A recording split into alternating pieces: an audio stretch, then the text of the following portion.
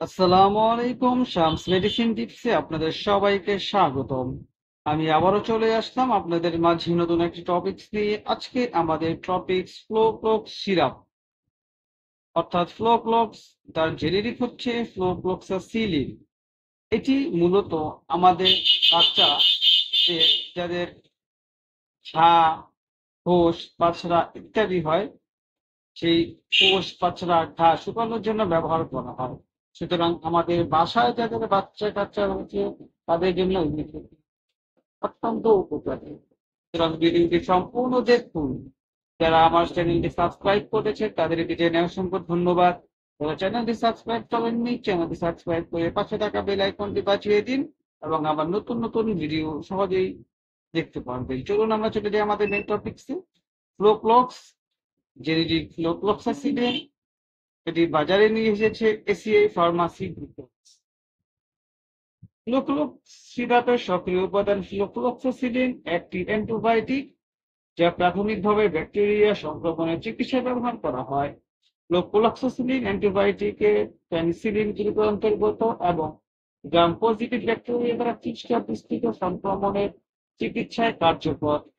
এটি সাধারণত ত্বকের সংক্রমণ, শ্বাসযন্ত্রের সংক্রমণ, হাড় এবং জয়েন্টের সংক্রমণ এবং আরো অনেক কিছুর জন্য নির্ধারিত হয়। এ পর্যায়ে আমরা জানবো যে ফ্লোক্লোক্সাসিলিন সিরাপটি কিভাবে কাজ করে। ফ্লোক্লোক্সাসিলিন ব্যাকটেরিয়া কোষ প্রাচীরকে লক্ষ্য করে কাজ করে। ব্যাকটেরিয়া বেঁচে থাকার জন্য প্রয়োজনীয় একটি কাঠামো, বিশেষত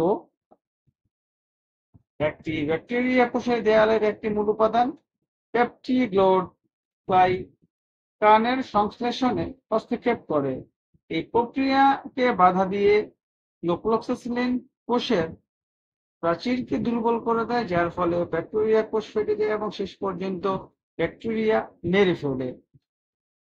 এখন আমরা জানবো যে ফ্লোক্সাসিলিন বা ফ্লোক্লোক্স কিভাবে ব্যবহার করা হয়, কি কি কাজে ব্যবহার করা হয়। প্রথমে রয়েছে ত্বক এবং নরম টিস্যু সংক্রমণ, ইমপেটিগো ফোরা, সেলুলাইটিস এবং সংক্রমিত ক্ষতগুলি প্রায়শই ফ্লোক্লোক্সাসিলিন দিয়ে চিকিৎসা করা হয়। শ্বাসতন্ত্র সংক্রমণ, নিউমোনিয়া, ব্রঙ্কাইটিস এবং সংবেদনশীল ব্যাকটেরিয়া দ্বারা সৃষ্ট অন্যান্য শ্বাসযন্ত্র সংক্রমণ ফ্লোক্লোক্সাসিলিন দিয়ে চিকিৎসা করা হয়।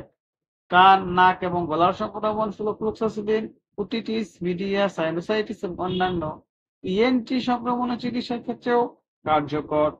সেবন বিধি, অর্থাৎ কিভাবে এই সেবন করতে হবে। বাচ্চাদের জন্য ডোজটি ওজনের উপর ভিত্তি করে গণনা করা হয়। শিশুটি যথাযথ পরিমাণে অ্যান্টিবায়োটিক গ্রহণ করা নিশ্চিত করে। স্বাস্থ্যসেবা প্রদানকারী নির্দেশনাবলী সাবধানে অনুসরণ করা এবং অ্যান্টিবায়োটিকের প্রতিরোধ বা পুনরাবৃত্ত সংক্রমণ এড়াতে ওষুধের সম্পূর্ণ পুষ্টি সম্পন্ন করা উচিত।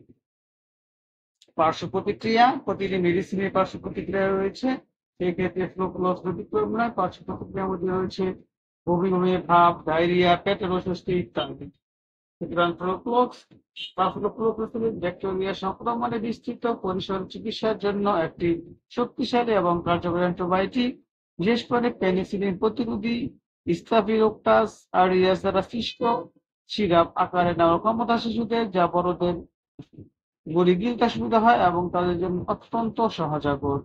সুতরাং এই ফ্লোক্লোক্স সিরাপটি যদি আপনি আপনার বাচ্চার অসুস্থতার জন্য খাওয়াতে চান, সেই ক্ষেত্রে অবশ্যই একজন ডাক্তারের পরামর্শ অনুযায়ী খাওয়াবেন।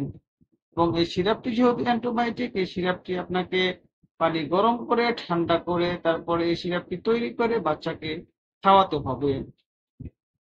যদি ভিডিওটি ভালো লাগে তাহলে বন্ধুদের সাথে শেয়ার করে দিন। আজ এ পর্যন্তই। আবার কথা হবে নতুন কোনো টপিকসে। সেই পর্যন্ত ভালো থাকুন। খোদা হাফেজ।